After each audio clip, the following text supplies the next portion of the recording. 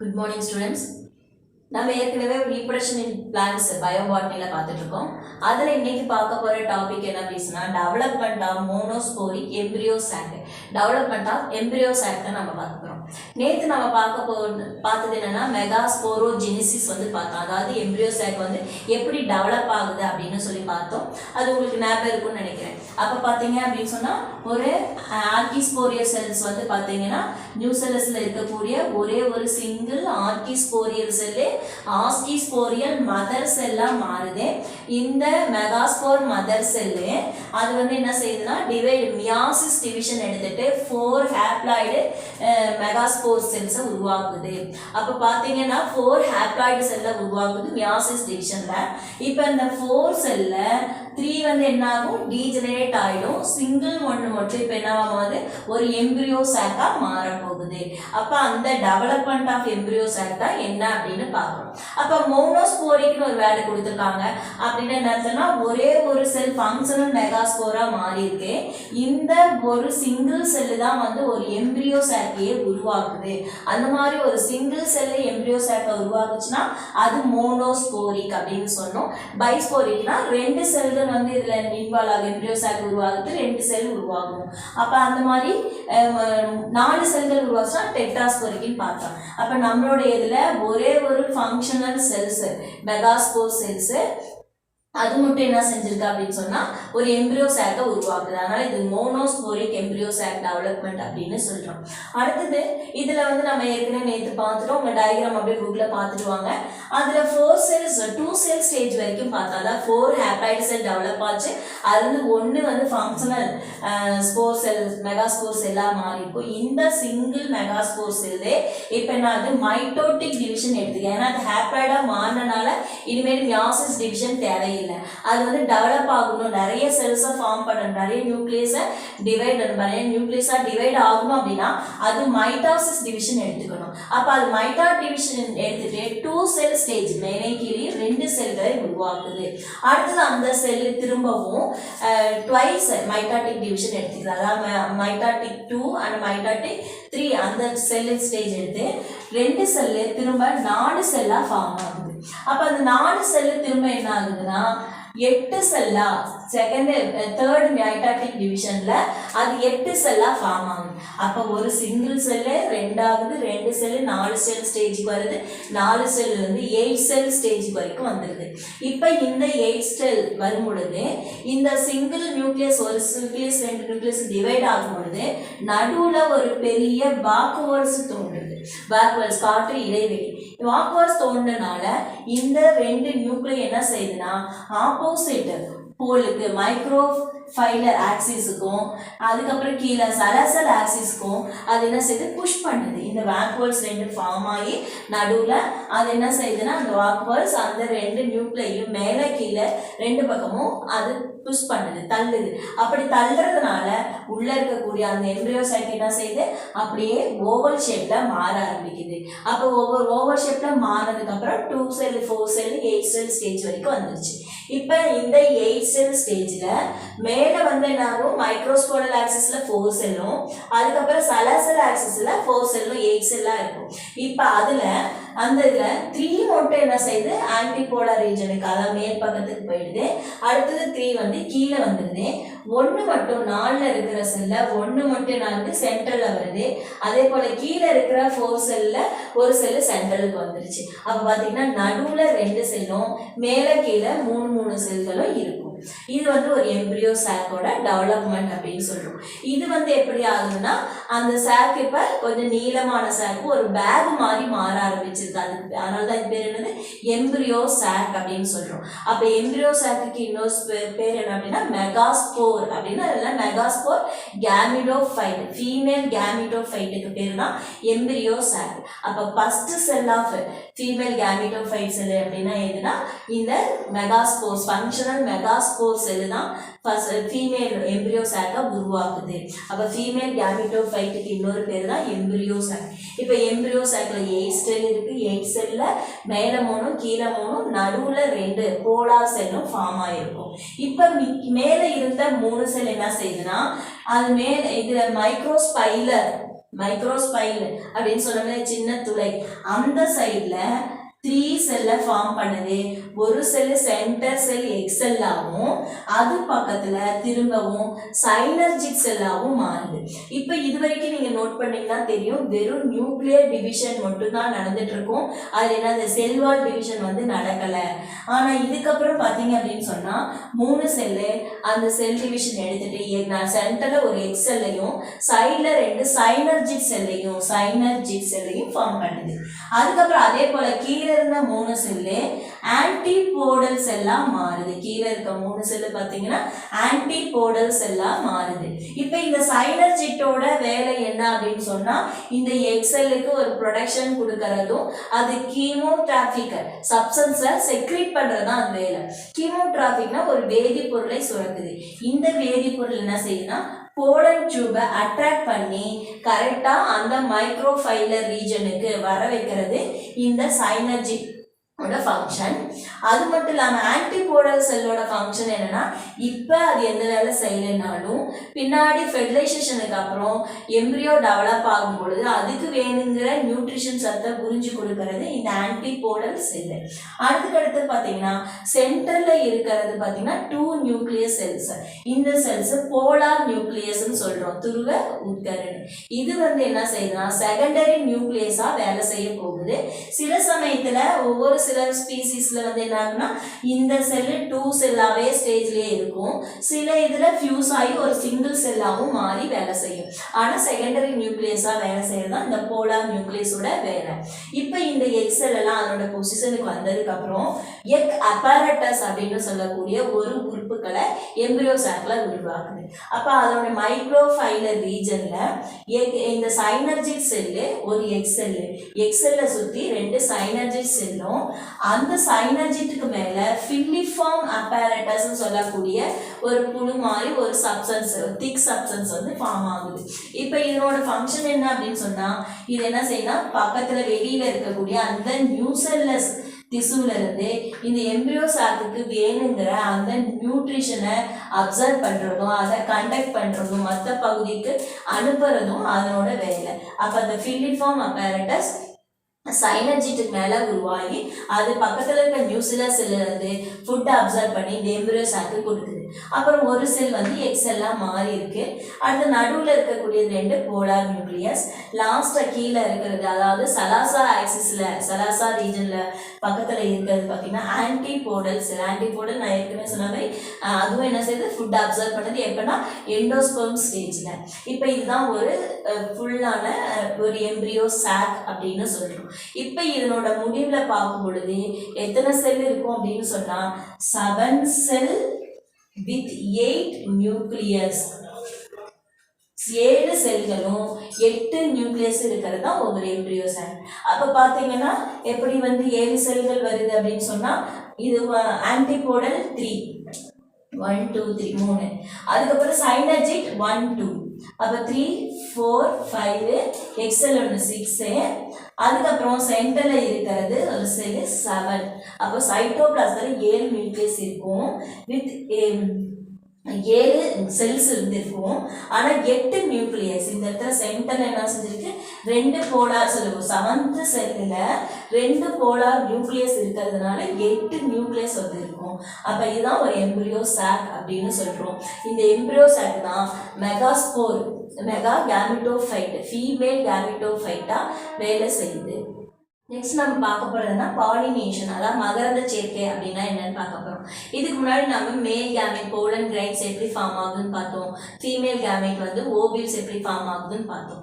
இதுக்கப்புறம் பார்த்தீங்கன்னா ஃபெர்டிலைசேஷன் எப்படி நடக்க போகுது அப்படின்னா, அந்த நடக்கிறதுக்கு முன்னாடி பாலினேஷன் எப்படி ஒவ்வொரு பிளான்ட்ஸ்லையும் நடக்குது. அப்போ அதுக்கான ஃப்ளவர்ஸோட மாடிஃபிகேஷன் என்ன, அப்போ பாலினேஷன்னா என்ன, அது செல்ஃப் பாலினேஷன் என்ன, கிராஸ் பாலினேஷன் என்ன அப்படிங்கிறதுனால தான் நம்ம இந்த டாப்பிக்கை பார்க்க போறோம். ஏற்கனவே உங்களுக்கு ஃபெமிலியரான டாபிக் அப்படின்னு இதை சொல்லலாம். அப்போ பாலினேஷன் என்ன, டிரான்ஸ்ஃபர் ஆஃப் pollen grains தான் வந்து மேல் gamete, transfer of pollen grains from the anther to the female gamete. இது ஓவியல்ஸ்க்கு அதில் இருக்கக்கூடிய சிக்மால வந்து டிரான்ஸ்ஃபர் ஆச்சு அப்படின்னு சொன்னா அதுக்கு பேர் என்னது, பாலினேஷன் அப்படின்னு சொல்றோம். அப்போ பார்த்தீங்கன்னா transfer of pollen grains from the anther to the stigma of the female flower. Female flower உடைய ஸ்டிக்மால வந்து ஒட்டக்கூடிய அந்த நிகழ்வுக்கு பேர் தான் என்னது, நம்ம பாலினேஷன், அதாவது மகரந்த சேர்க்கை அப்படின்னு சொல்றோம். இதுக்கு நிறைய வந்து யூஸ் ஆகுது. ஏன்னா விண்டு வந்து யூஸ் ஆகுது பாலினேஷன் நடக்கிறதுக்கு, அனிமல்ஸ் யூஸ் பண்ணுறது, வாட்டரா இருந்ததுன்னா வாட்டர் பிளான்டா இருந்தால் வாட்டர் யூஸ் ஆகும். மேக்சிமம் வாட்டர்னு எடுத்துக்கிட்டிங்கன்னா எல்லாமே அந்த ஆல்கே, பிரையோஃபைட் அப்படின்னா வாட்டரையே நம்பி இருக்கக்கூடிய பாலினேஷனுக்காக. அதே போல் பார்த்தீங்கன்னா சில ஆஞ்சியோஸ்பர்ம், ஜிம்னோஸ்பர்ம்னா விண்டு பாலினேஷன் நம்பி இருக்கும்.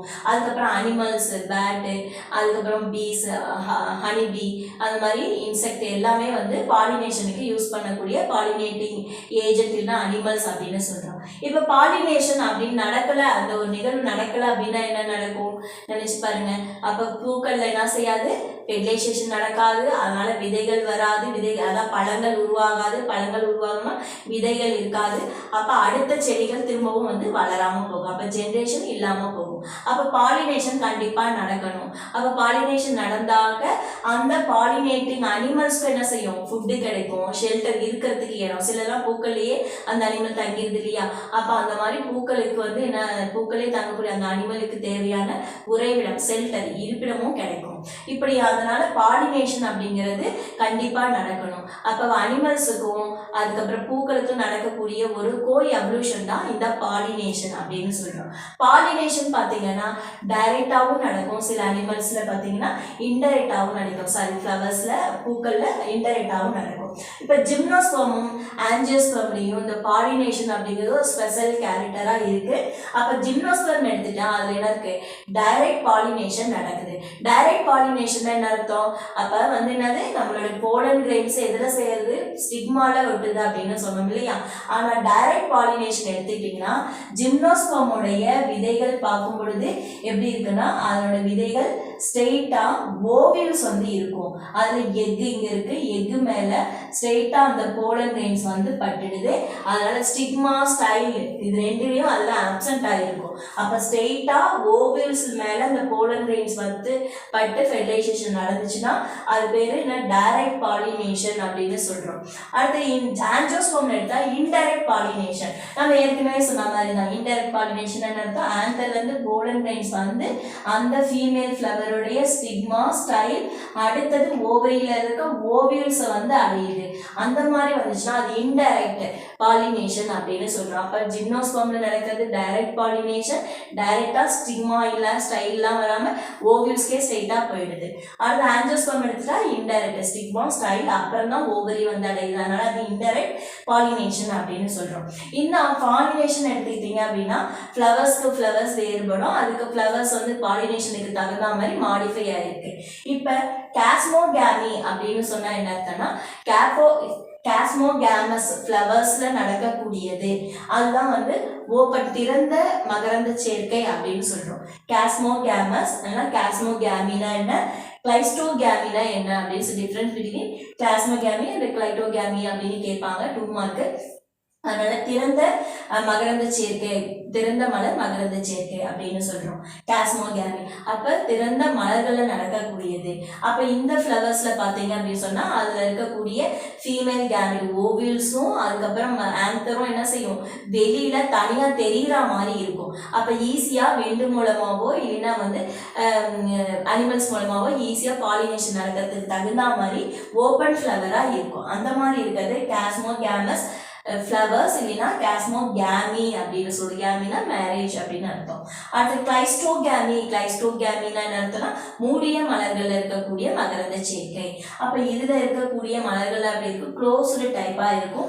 அப்ப அந்த பூக்கள் வந்து சரியா விரியாது, உள்ளேயே என்ன இருக்கு, ஃபீமேல் கேமேட்டும் அதுக்கப்புறம் பாத்தீங்கன்னா ஆந்தரும் இருக்கும். அதனால உள்ளேயே என்ன செய்யும், அதுக்குள்ளேயே மகரந்த சேர்க்கை நடந்துக்கும், பாலினேஷன் உள்ளேயே பூக்களுக்குள்ளேயே வந்து நடக்கும். அந்த மாதிரி நடந்தா அது கிளைஸ்டோகாமஸ் ஃப்ளவர்ஸ்.